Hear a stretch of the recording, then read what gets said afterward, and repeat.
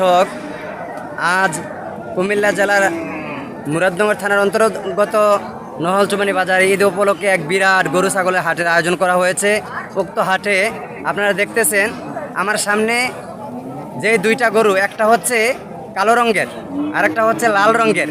কালো রঙের যে গরুটা, এটা হচ্ছে 1,50,000 টাকা দাম চাচ্ছে, এবং লাল রঙের যে গরুটা খোয়ারি লাল, এটা হচ্ছে 1,50,000 টাকা দাম চাচ্ছে। আর আমার সামনে যে আপনারা দেখতে পাচ্ছেন, এটা হচ্ছে ষাঁড় গরু, এটা 2,20,000 টাকা, 2,20,000 টাকা দাম চাচ্ছে। তো আপনারা কুমিল্লা জেলা মুরাদনগর থানার অন্তর্গত নহলচুমানি বাজার চলে আসুন। গরু কেনার জন্যে হাজার হাজার গরু ছাগল উঠেছে এই বাজারে। এই বাজার হচ্ছে ঐতিহ্যবাহী মুরাদনগরের মধ্যে সেরা বাজার। কুমিল্লার